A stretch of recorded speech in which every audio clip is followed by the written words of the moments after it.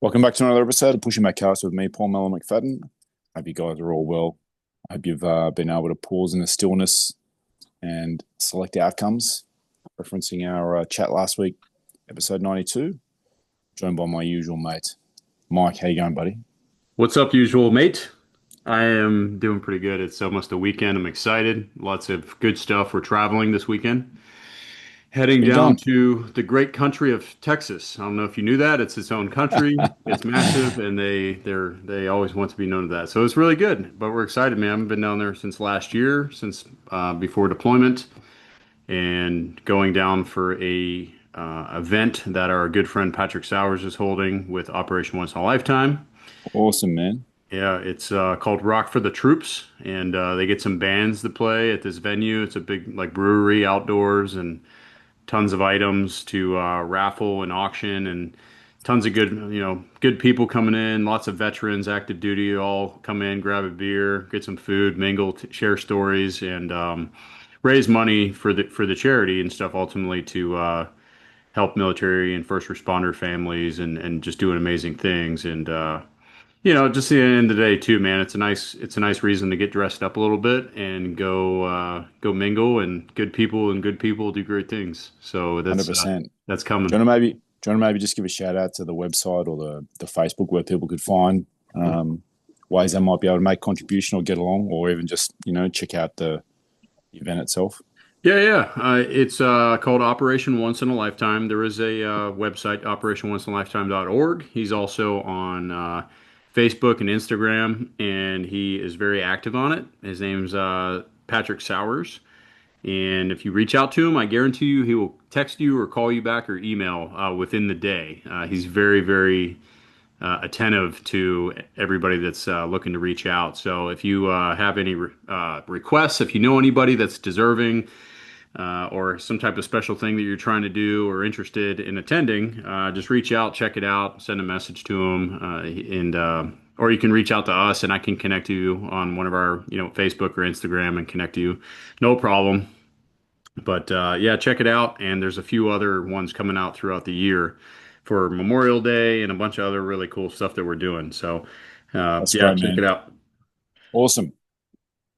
Awesome. So this week, what's the topic of conversation, Mike? We had a really great one last week talking about the power of stillness, finding presence in the noise, with some really good stuff around now.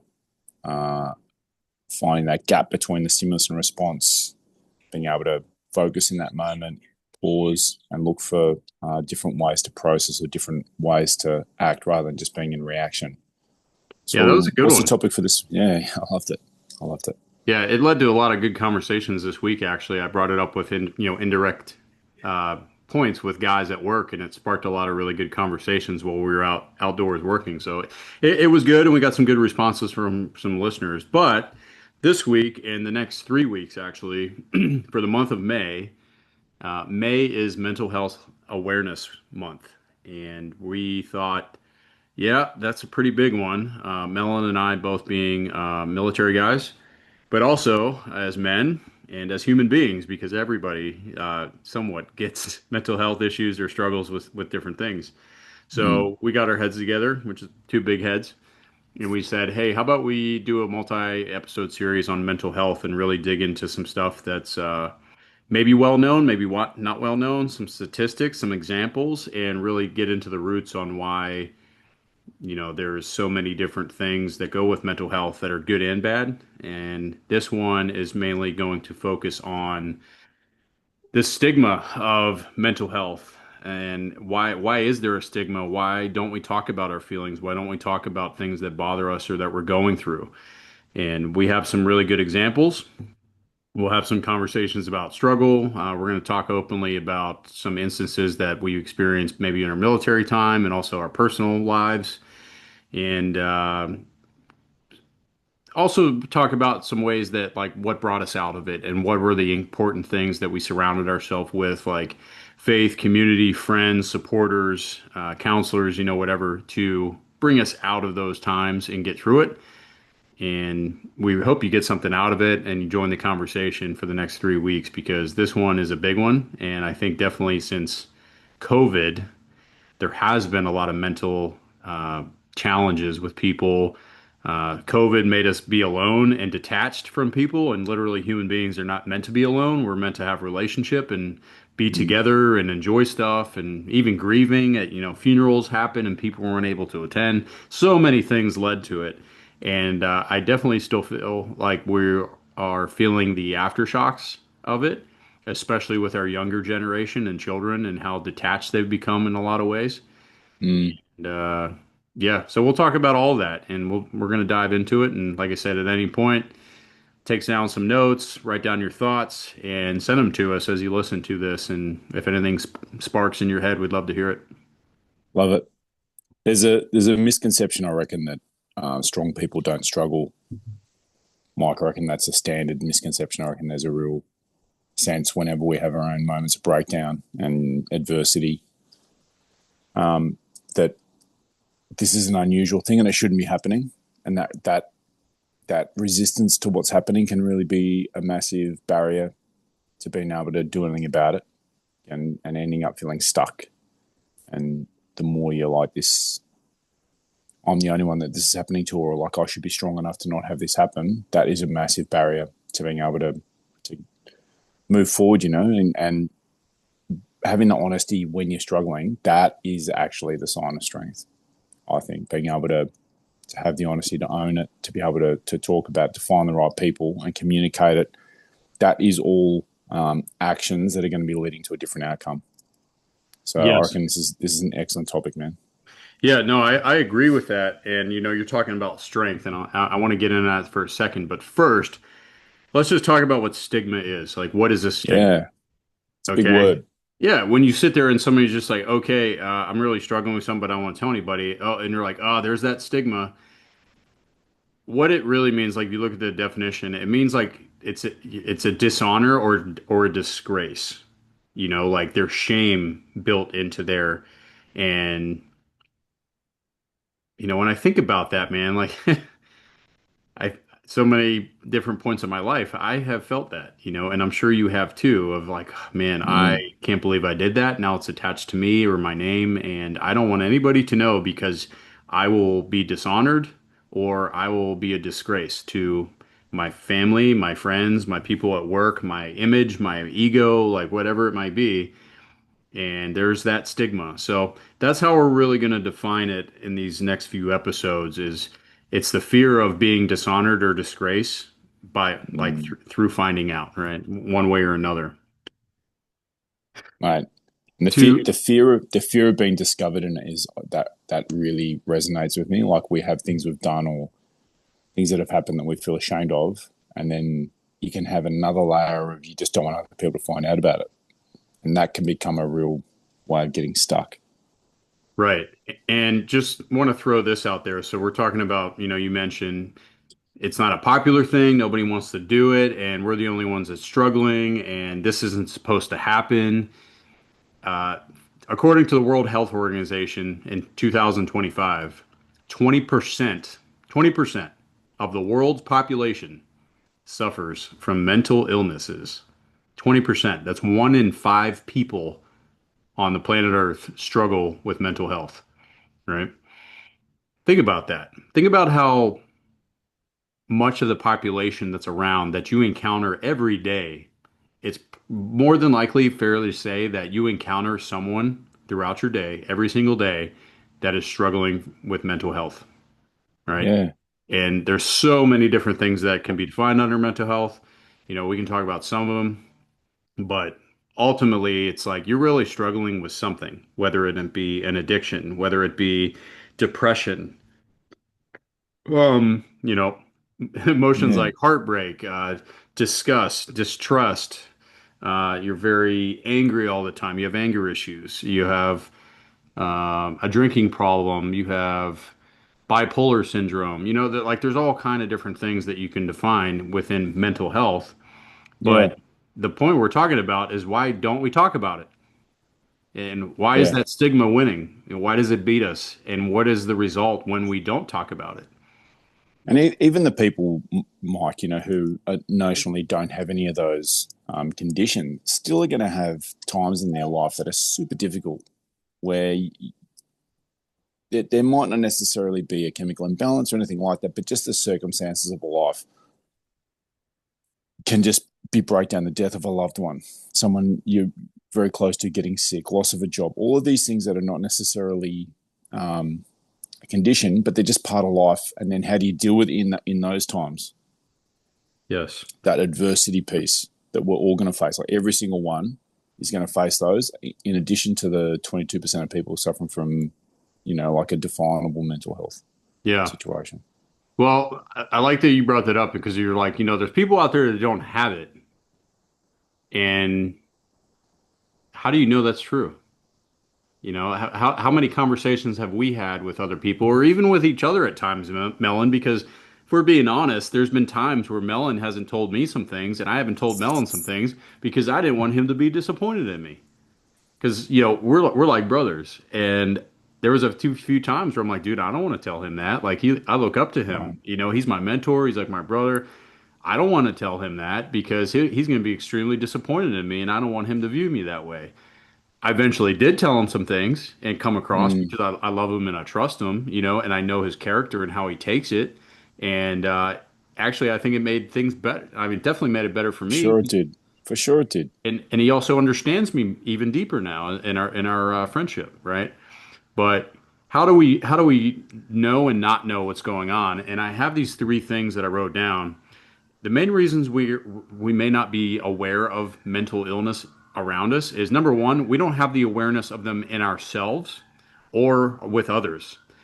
That could be emotional intelligence is lacking, or maybe we just, we don't pay attention to these things. We don't look for signs and symptoms, or we can't relate to things, or we don't practice empathy or sympathy, right? Think about that. We just don't have the awareness. Yeah. Two, we don't understand what they are. We don't really have the education about them. We don't understand why they happen or where they come from, where these stressors start, but like the roots. If there's anything I look at people now when they're struggling, I don't judge them. I want to go, why are you the way you are? Why aren't you talking? What happened to you? And I really want to understand. And then the final one, we live in a society and a culture, just naturally, I think, especially in the West, in the age of social media and judgment and keyboard Yeah. warriors and all this stuff, we know that there's a stigma attached to all of those. And ugh, that's a hard, ugly, deep one. I don't want to talk about that because half the people are gonna love me and half the people are gonna hate me no matter what I say, and I don't even want to step into that, so it's not worth it. But those are three big things I think that occur all the time, man. Just lack of awareness, lack of education about them, and then we always know, oh, that's a stigma, and I don't want to get into that realm. I just back away and be a bystander. I don't want to be intentional about stepping into that space. And then, what happens from that? Nothing really gets fixed if that's how we constantly look at it. That, yeah. That awareness, education, and the current age, that we live in with the social envy platforms. I don't think the social media, the social envy, it sets us up to perceive everyone else as having the perfect life, doesn't it, Mike? You only see the best airbrush photos and people are away on a vacation. And it's just a human thing to want to share something that's out of the ordinary and beautiful and so on. But it can set people up to feel like everyone else is having an amazing life and we're the only ones who aren't. Hmm. There's a real thing in there. And I feel like what you were talking about earlier, having even in a super close friendship like you and I have, that reluctance to want to share about the hard stuff, to not want to share the breakdowns and the adversity because of how the other person feels. That is super common. I feel like that is the human situation. We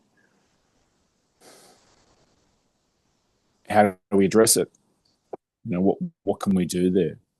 There's our framework that we use on pushing back cars of identity, action, outcome, and last week's episode about having stillness and being able to pause in the moment.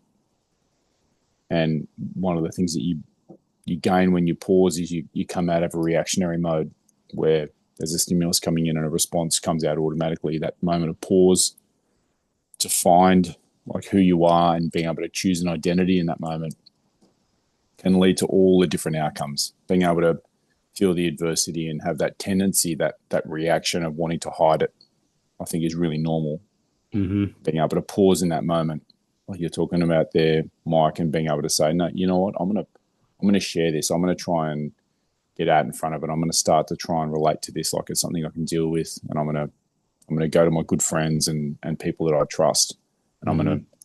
I'm going to deliberately have a conversation here with a view to being able to address it and get through this challenge, this adversity.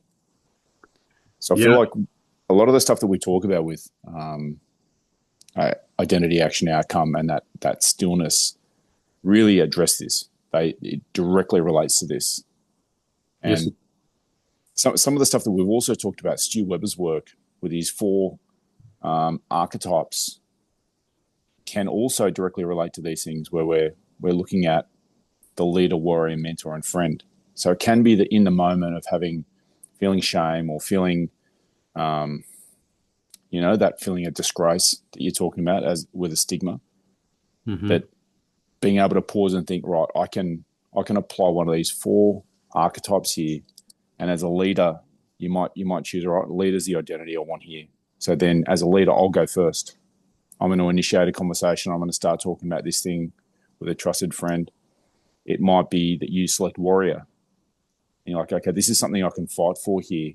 I can fight for honesty. I don't have to worry about image. Like a warrior would really be addressing this problem. You could then choose the third one, being mentor, and you could be like, my journey, these difficulties that I'm facing could be a boost for someone else. I might guide someone else through a difficult situation. And the fourth one, being friend, it can be just letting someone else know that you're seeing them struggling. You sharing as a friend is they get to feel like they're not alone. Man, I love Stu Weber's Yeah, pillars, how good is man. he? Yeah. I've literally rewrote my life around those pillars. And recently I finished up with my men's group and I wrote my own pledge. And who knows? Maybe I'll post it. Maybe I'll post it on our page and people can read it as an example and I'll just put it out there. But it's definitely a pledge and like talking about being open, being honest. And all those pillars and throughout my life, whether it's physically, whether it's spiritually, emotionally, like whatever I'm struggling with, man, I want to step onto that battlefield and address it. And Mm. Stu Weber really crushes it when he talks about those pillars, man. And you broke it down very, very nicely with how to apply each one of those in this situation, dealing with mental health and stigmas. The thing that I want to bring up is really the best stories that we ever read, whether it's a movie, whether it's a book, hear about it, people are like, wow, listen to that. Listen to how crazy this. None of those stories ever started with perfection. No. Like there's always struggle. There's always a struggle. And sometimes the struggle is the best part of the story.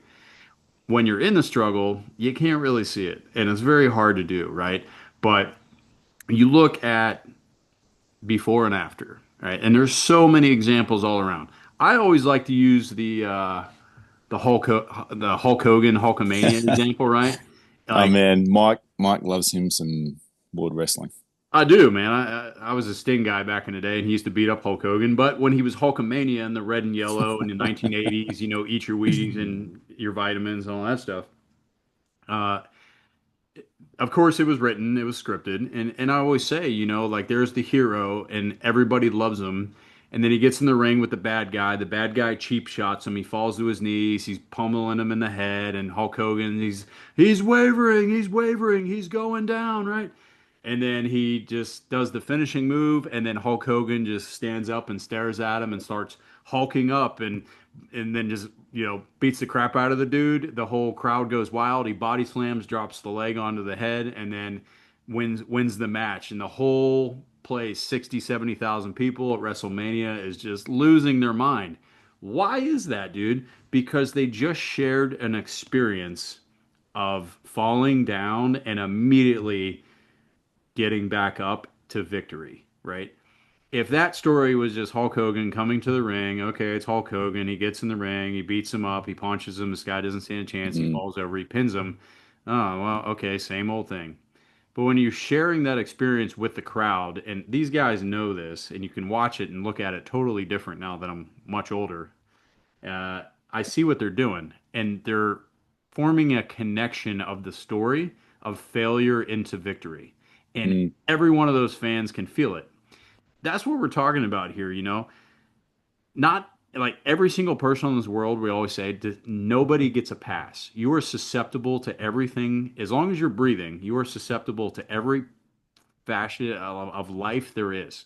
Every mm, portion of life, guess what? You can experience it. As long as you woke up today, you can experience it.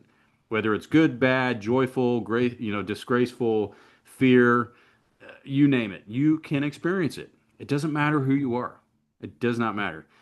The thing that we talk about here and we demonstrate, we really try to demonstrate, and I've said this before, is being open about being broken. It's mm. what keeps us together. That's how me and Mellon met. That's how Raph and I met.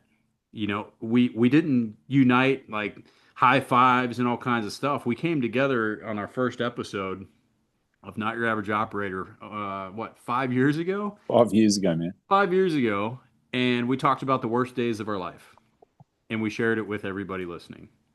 That brought us together. That made me realize, dude, Mellon is 6'5". He's a rugby dude. He's a pilot. He's a tough looking dude. And here he is talking about his little girl that he couldn't do Mm, anything with, and he was just melting as he was telling this story. I was like, dude, that's a strong man. Like I don't know many men like that can speak like that about a little girl. Raph talking about his experiences. I was talking about mine going through the service mm. and death and military, experiences with health, mental health of my own and relationships and all kinds of stuff, man. And I was just like walked away from that and I was like, man, I'm really part of something different. I'm part of something special because nobody else talks about this and no one talks up, like this. This is great. This is strong. These are real men, Yeah, and that was the difference. Instead of just, hey, suck it up, man. Hey, walk over there. Won't you toughen the hell up? Quit being a turd. Quit being a pussy. I Man, know. man the fuck up. All these different things. And it was like throwing a block at me and saying, you're not supposed to feel that, so don't feel that and just compartmentalize and lock it away. Yeah, and That's, we live in a society. And I think we've always lived in a society where we have that fear of being judged, Mike. Like as you described, that is what stigma means, right? Like the fear of a disgrace, and like everyone is feeling it. Everyone is fearing everyone else's judgment. mhm. And the funny thing is, everyone else is getting around, not worrying, only thinking about themselves anyway. You know what I mean? But when you're able to share and you're able to, like I remember that conversation as clear as day. I had just say, I don't know if I've ever told you this. I had notes written about what I was going to talk about, and it was going to be a bit of a big share, but it was a pretty safe one. And you went first, and you shared about having a freaking breakdown. I will never forget it. You talking about feeling like a NASCAR driver out in the track and feeling a wobble in the car, and you getting told on the radio, stay out there. And you're like, I think I need some help. And like, no, no, no, man, you're good. Stay out there. And it turned into the car crashed and the engine fire and people telling you to sort it out yourself was your analogy for having had a mental health breakdown. And I was listening to you and I just literally just threw my papers away. And I was like, you've gone so big in your willingness to share, been so real, you've been so authentic. I've just got to the first thing that came to my mind was my experience with my daughter when she was being born at 23 weeks as a super prem. And there was something you did then. You were manifesting one of Stu Weber's four pillars. You were the leader. You were going first, and it created a space where I could just naturally follow and share something because you had made it okay, and you'd also set a marker on on how far you were willing to go that I had to live up to. I don't know if I've ever told you this, Oh, and like that statement you have about being open, about being broken, we're all trying to hold up to a facade that everyone else is also trying to achieve and hold up. And yet we all have these difficult times. Just you laying that marker down of real honesty and real authenticity And this is 5 years ago, and that is where that conversation is what this friendship has been built on. Yes. And I just you floored me that day, and I was like, oh, I've got to live up to this. And that's what this topic of having real conversations about adversity and real conversations about challenge and so on and breaking stigma, that is exactly where this whole journey, this whole conversation between us back at Not Your Average Operator and now Pushing Back Chaos, that's what it is all based on. And so, this couldn't be a topic that's closer to the center of the bullseye. I don't think that there's one topic that's closer to the center of the bullseye on what we're doing here at Pushing Back Chaos than this about normalizing difficult conversations. Yeah. Thanks for sharing that, dude. I did not know that. And but I'm also very grateful that you did share because you had a lot of impact by opening up with a lot of listeners, and a lot of people end up reaching out that had similar Mm, instances across the world, not just in Australia, but literally I in, know. in Texas and a few other places. People were I reaching know. out, being like, "That's my story with different people in a different place," and listen to that. How did you My get through wife and I that? ended up. My wife and I ended up on a call in Saudi Arabia with family in Texas. Just, I mean, among others, but that just you don't know where it's going to lead. When you're in that moment and being confronted by something and being like, I'm not going to do my automatic thing. I'm not going to have my automatic stimulus response here. I can't help but pause here and think, like, who do I have to be here to play this game? And acting with courage, taking one of those warrior traits from Stu Weber and being courageous, being like, I'm really going to share the thing that I'm afraid of sharing. You never know where the ripples are going to go. You don't know how you're going to change. You don't know how you're going to impact other people. Maybe not even in that conversation, but just who are you going to become by becoming the kind of person who shares these difficulties? Who are you going to become for people? Where that will lead isn't unknown, but Yeah. it's a very different path you're putting yourself on when you're deciding you're going to put it out there and let people know about these difficult challenges. It is, man, and I've talked to a lot of guys in the service and outside, and this is very common, especially with a lot of veterans, man. I work with a lot of veterans over here and do different things and have conversations all the time, and active duty. And these guys will straight up tell you, women too, all right, not just guys, everybody. Mm, mm, They would rather use self-help methods and self-medicate with yeah, alcohol mostly, also yeah, prescription drugs or street drugs or things like that. They'd rather do those and keep it quiet, or they think they're fixing it, instead of asking for professional help or reaching out to their family or community or loved ones saying, I think something's wrong, I think something's off, and I don't know what to do or how to handle it. I really need some guidance, because it's really worrying me, it scares me, it's affecting my day, my job, my relationships, whatever, my sleep. You fill in the blank there, but people would rather do that and just like, nah, I don't want to tell anybody, so I'm just going to self-help myself and self-medicate and try to figure it out on my own while I deal with the rest of the problems I'm already dealing with.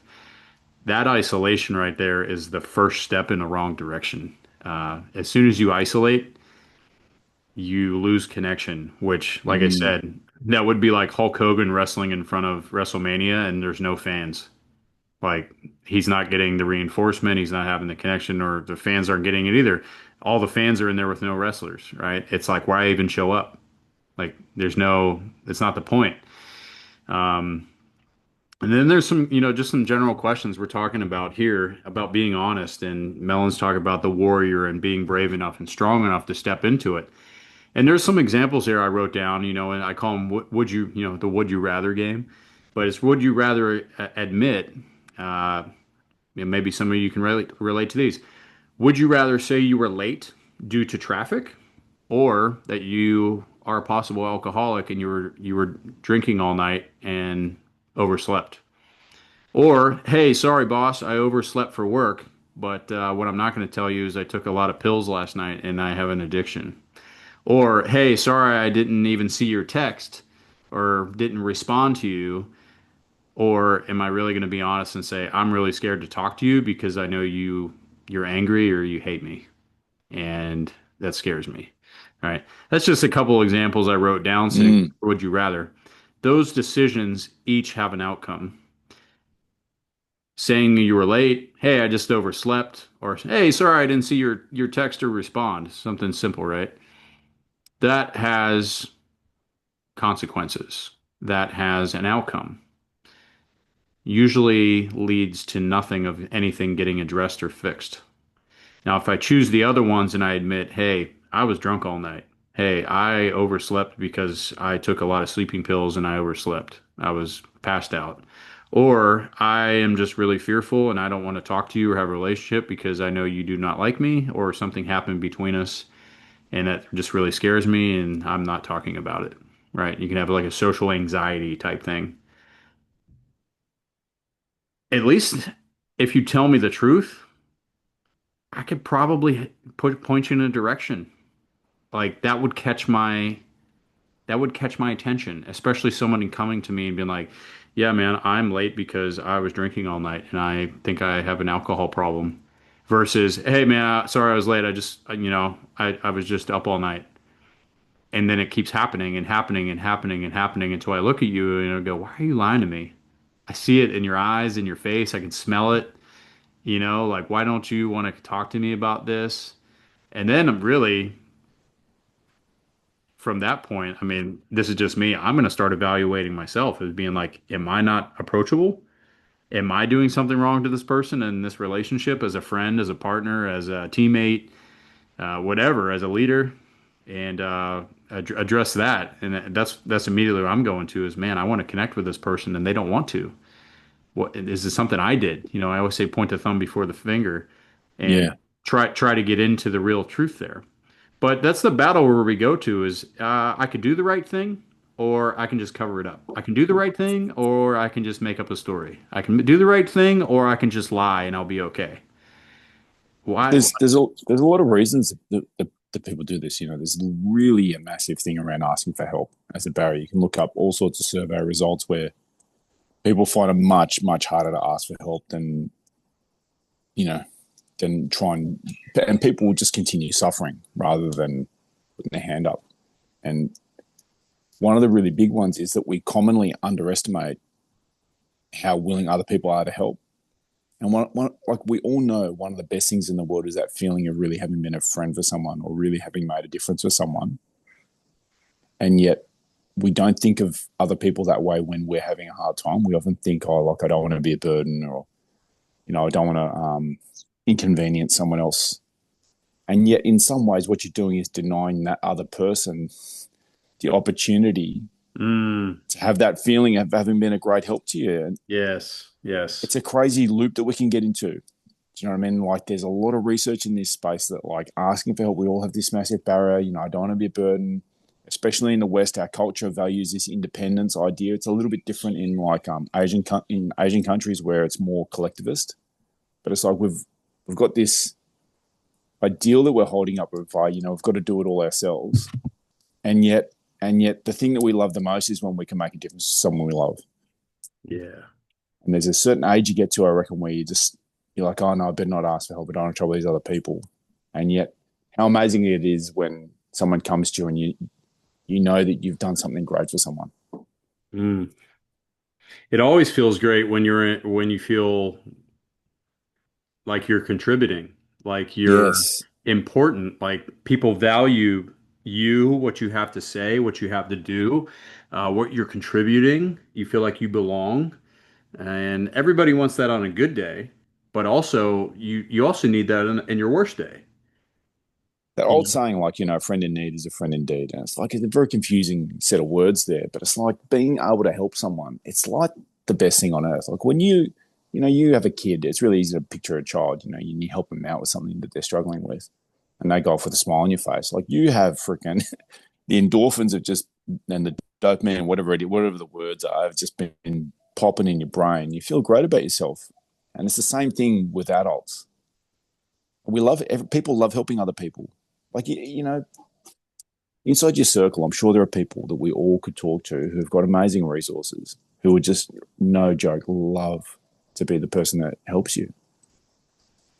I do. I mean, let's talk about, Melon and I, we talked about before, even being best friends for 5 years and the relationship and discussions we have, we still had points where we're like, "Nah, I don't want to tell him that. Like I don't want him to know what's going on." And I was very surprised at times, and I know Melon was as well. But then we stopped and we're like, "Mate, I'm so glad you told me. Like, thank you for telling me. It means a lot because it's not just about telling, but it made, when I told him, he was just like, man, Mike really trusts me. He like Mm, I'm a real friend to him, and he's a real friend to me. Like that's special, and that mm, establishes a really strong bond there when you're able to be vulnerable, exactly what he said. And believe me, man, it is not out of weakness that people do that. I've said it many, many times. I mean, I walk the halls at work with like legends and giants, okay? mm, Like some of the most feared human beings on the face of this planet. And I've seen these guys freely, openly open up at times and share some of the worst things that they've experienced in their life or their career. And I just look at them to be in a full room of us. Okay, we're talking like 30, 40, 50 dudes. And he gets up there confidently without even blinking or batting an eye and says, I struggle with mm, this and goes into detail. For you to stand up in a room full of us and talk about your problems, man, like that inspired me to be like, dude, that's a next level man right there. He's not sitting there going, shut up and pointing guys, calling guys weak, telling them they're pussies, they're all these different things.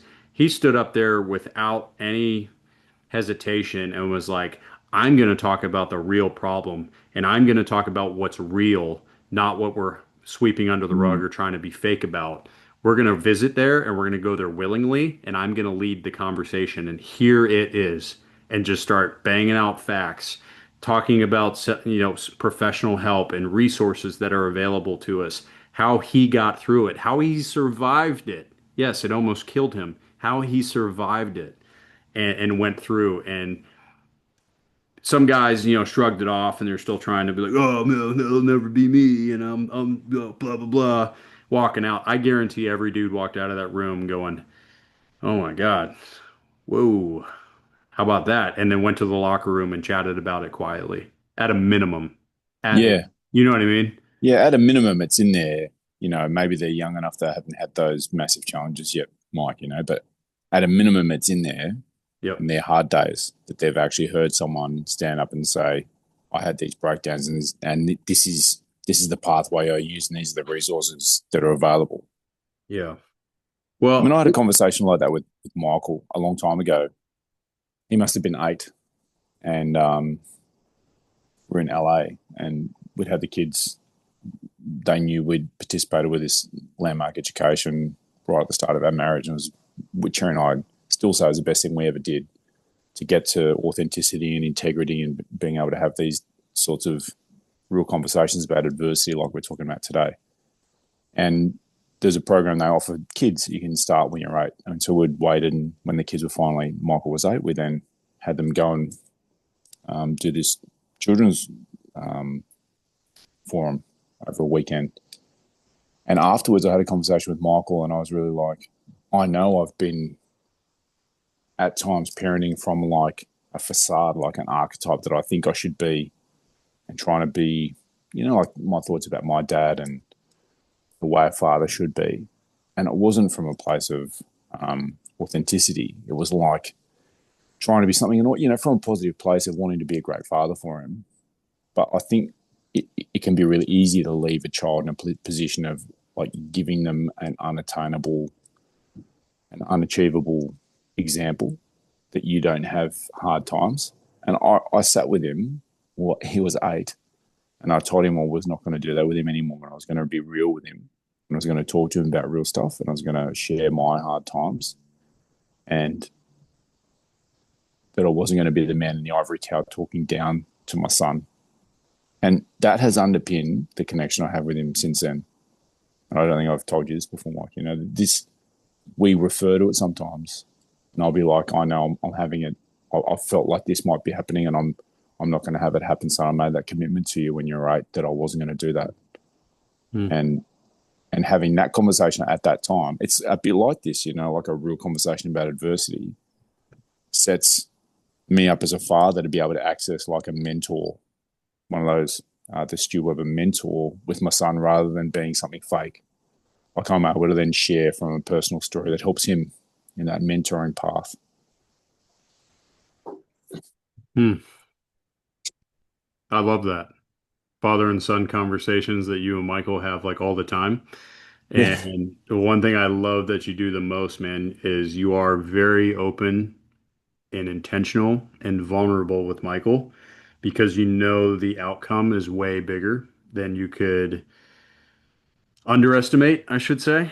You're teaching him not just to be a young contributing young man, but teaching him to be a future partner, a future father, and all the things that he's going to be involved in his life. Like every time you talk to him, it's like you definitely are mentoring him, that you're being his friend as well as his father. And mm, it's like you can take all four of those pillars and just wrap them into one, and you approach Michael with it every time. Because you sometimes you have to lead the conversation from your experience. You do the tough conversations, that's the warrior part, and then you're mentoring him because you desire and enjoy teaching him and watching him grow from it. And then just being a friend is talking and yeah, listening and being present with him. Like that's it. It's as yeah. simple as it is, and you do it so like he does it with you too. And I mean, it doesn't get better than that.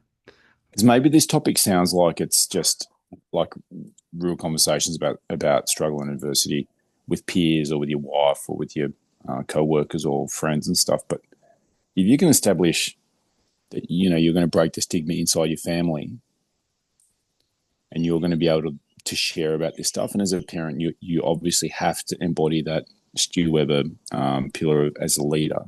Like a child is not going to be able to take a step into a space that they don't know is a space yet. Like the parent has to do that. Hmm. But when you're able to break the stigma and apply the stuff that we're talking about in this conversation inside your own family, the people you love and care about the most in the world, the real conversations that can then come out of that when there's not a fear of disgrace, when there's not a fear of judgment, as you define the word stigma right at the start, Mike. Yep. It just creates a space of like healing, the ability to deal with difficulty and trauma and move forward, the ability to have a breakdown and get back up and be whole and complete and move forward again.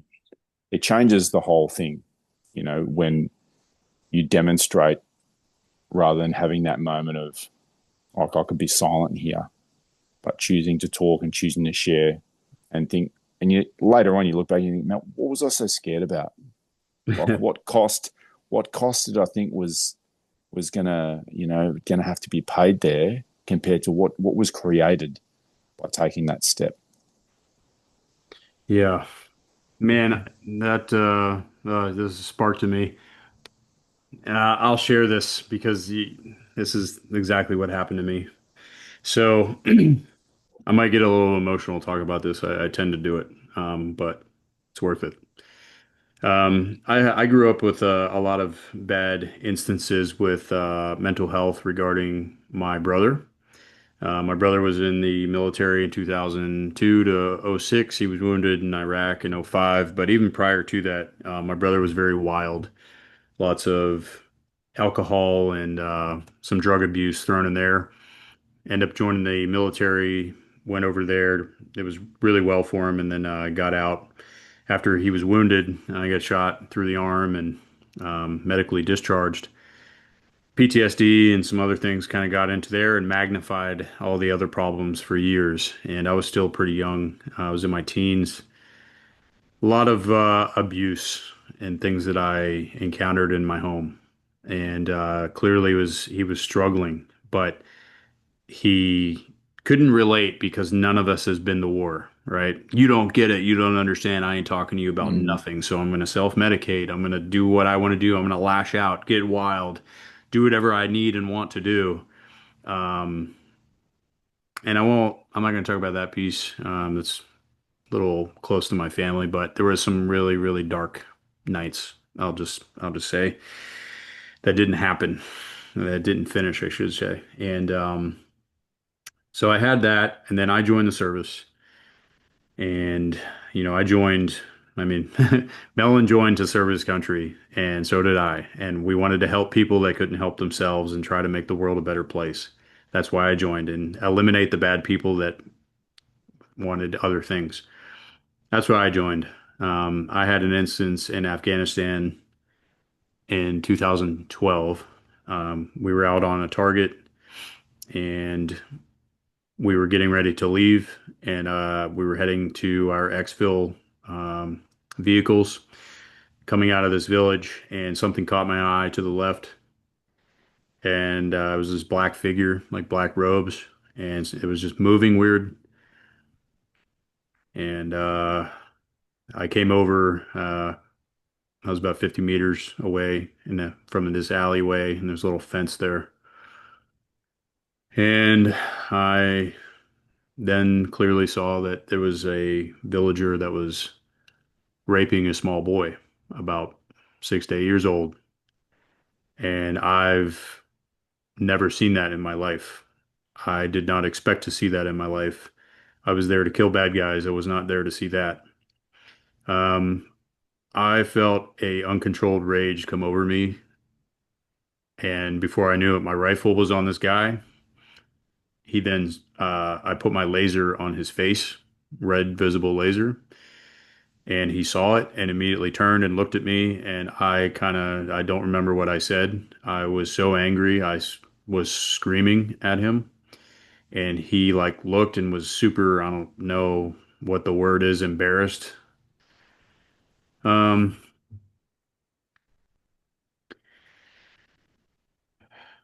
he stopped and I saw this boy's face looking at me, not moving. And I wanted to kill that guy in the worst way. And I couldn't due to rules of engagement. I was not allowed to do that, and I had to leave. And I did not help that kid. I left. We had to catch our helo, and it was coming in for extract, and we had to get there and leave. And I just locked it up, and I left. And till this day, I thought about that kid. I see that kid's face when I hear kids crying or in trouble. I think about that kid. And I just beat myself up. I said, dude, I didn't do anything. I'm really not that tough. I couldn't even save a little 6-year-old kid. I'm not that tough. Don't talk to me about being tough, you know? And I lived with that for a long time. And I talked about that indirectly on episode 1 of Not Your Average Operator and how that affected me. Fast forward to 2 years ago, spring of 23. One of my teammates committed or died by suicide. He died by suicide, took his own life, and he didn't talk to anybody. I served with him at another team, and we had a all stop within the community, and we had the psychs and people come in and give a suicide brief and mental health brief. And usually, and I'm just telling the truth, people come into these PowerPoint meetings and people say and do what they want. You can point and yeah. whatever, but it's like hollow. There's no substance to it and there's no connection, and guys are making dark jokes. They're like, if I have to sit any longer in this brief, I'm going to kill myself, like I got better things to do. And just this arrogance that's just ugly. And I'm sitting there as a platoon leader, and I saw that kid's face.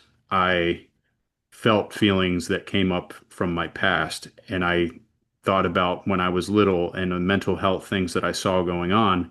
And something happened the night before with an Air Force veteran that I've never met who called that said he was going to take his own life with a pistol, and Mm, he had 5 children in the house and his wife, and he barricaded himself. And I stayed up all night calling people trying to help this guy. because I didn't want anything bad to happen to him or his family. And I was exhausted from all night, and now we're having this brief. And something came over me, and I just felt this voice. I don't know if it was God telling me, "Hey, I want you to speak about this," or something. I don't know, man. But I was like, you know what? I'm in a leadership position. I need to talk. I need to make this real. I want these guys to know this is not a joke, right? I hear what was just being whispered and talked. So I stood up there and I told him exactly what happened. And I said, I hope to God one day you never receive a phone call like this or have to experience these things. And in the case you do, I hope you're ready, and I hope you're a good teammate and a good friend, and you give them the right answers and resources that they need to save their life. Mm. 2 days later, I get called in and I get counseled by my leadership, my direct leadership, telling me I need to shut up and stop bragging about saving someone's life that doesn't go along with our ethos, and that I was just looking for a pat on the back and I need to shut the hell up about all of that. And I clenched my fists and was ready to throw the guy out the window. And I knew this guy. I thought I knew this guy for 17 years. And I was livid, Melon. And I just was taken back after even being in special operations for this long and knowing people or thinking I knew people, and that stigma still existed. And Mm. they never asked me once if I was okay. Mm. And these are my teammates or supposedly leaders that I'm supposed to trust and work for and do things for my life. And dude, I just lost all respect for them and I was livid. And that's a very hard story for me because that obviously spoke to a lot of emotion that have worked through, but I'm not ashamed to talk about it because I would not take any of it back. Uh, I like talking about it because I've talked to no less than 20 other guys who have very similar experiences growing up or Mm. overseas in Iraq and Afghanistan. And we talk about things to this day, whether it's personally at work or even at our Bible study, we bring things up and keep it normal. That it's not, I'm not wrong for saying, I'm not messed up for saying that this is a normal thing for us to Yeah. discuss. I care about you. I love you. I don't want you to live with that. I want you to have a good, healthy life. I don't want you to view other things or, as broken just because you had these terrible things happen. And those are great men. Those are beautiful, great, strong, strong men. And Mm.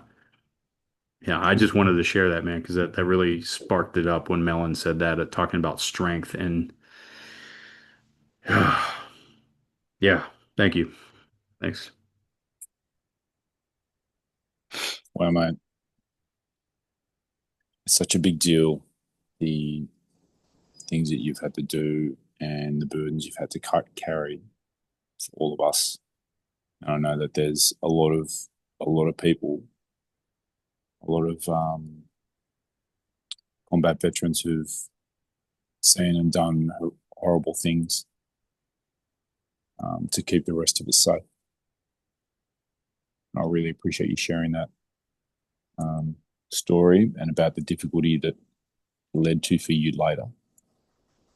And such a hard thing to hear about a chain of command, even in the modern day, where there's not the sort of support that you'd think would be have been normalised by now. And it's a real aim of us that having these conversations and sending them out that we're able to continue to drive a cultural change and normalise this kind of stuff because the impact is massive. And I just thank you so much for your honesty and the willingness to go first. And you know, everyone listening has just heard a manifestation of exactly what we're talking about here. I Choosing to mean, go first and choosing to have the conversation and choosing to share and the space that you create by doing it is an amazing thing, mate. And I really appreciate you fucking sharing that with me. if I didn't share it, nothing happens. Mm. It, in the hope of me talking about things like that and you sharing examples and everybody sharing their examples, We're allowing ourselves to know that we're not alone. We're extending a hand, figuratively, out to others, saying, if this is you, I would like to talk to you and we can help each other. You know, some of the worst times in my life, when all I can think about is my own pain or my own struggle, I thoroughly believe God sends me another person that's struggling as much, if not more, Yeah. for Yeah. me to help. And it pulls me out of my own hole. It pulls me out of that and sees my purpose and my worth, saying, man, I talked about we had Adam Elliott on here, who's a prior Marine and dealt with a lot of suicidal thoughts and a lot of mental health 5 years ago. And in my worst day, he calls me at midnight and we have this conversation. And I finished it and going, wow, I really feel for him, man. I'm bad, but I'm not that bad. And I want to help him. Mm. And we have a better relationship than we ever had. And we've known each other almost 20 years. I mean, that's the type of outcome that you can have when you choose to be open and help one another and talk about Yeah. real things That's right. that aren't easy. And I don't care what anybody else says. And Melon already touched on it. There's really nothing else better in life that you can get than to support someone's growth and healing Mm. in their life. Mm. There's no amount of money I can do, there's no whatever, but when I can see somebody that's hurt, struggling, or broken, and I can bring them back to the light, to joy, to happiness, to a healthy relationship, to looking at them smiling again, genuinely, you can tell. Mm. And you can go, man, I had just a little part in that. And that is like priceless. Those It's so opportunities, amazing. It's amazing to hear an actual demonstration of the very thing that we're talking about. Like, and I know you and I have had these conversations, and I know that you have them with other people, and I do too. And rather than having some sort of, book formula, the things that we're sharing here in the frameworks we're trying to pass on are things that we actually use. So Mike talking about, I mean, you can just hear exactly what we're talking about here, like being able to have a pause, being able to choose an identity that is going to work. So Mike being all for in this conversation and with his mates. I'm going to be the leader. I'm going to go first. I'm going to be the warrior. I'm going to face the discomfort of talking about this thing that's so difficult. I'm going to be the mentor. I'm going to share my scars, and that's going to help you. And I'm going to be a friend. I'm going to be with you. I'm not going to be above you. Hmm. And like we've just had the example of what we're talking about here. So pausing in the stillness, choosing your identity, then the actions flow. And then where does the outcome go? Well, we can't choose the outcome. But but I know that the outcome when Mike shares like this is profound. Like he has conversations with my son and has had for 5 years now, and those impacts on a on a boy on the other side of the world, let alone on close friends, let alone on other adults who hear someone share like this. So this is real stuff that we're talking about. This breaking the stigma and having conversations about adversity and struggle. They are actual things that happen in everyone's life. All of us have these things. Every family has them. Mm-hmm. Certainly common in the military because of the burden that people in the military are asked to carry. You know, I just thought about this as I was talking about, I shared this story and I ended it with, I got counseled and reprimanded. Yeah, That's how that instant ended. That's not how it all ended. yeah, that's Because right. now I really don't give a damn. I share that story all the time. And now I add in that story about I met the stigma from the people I expected it, or that I least expected it from. Yeah, And I hit it like a wall. And I say, yeah, I know what the stigma is. I hit that wall with people that I trusted and that I was looking up to as a leader, to guide me and give me the right advice. Instead, they showed up and sticked me with a stigma, right?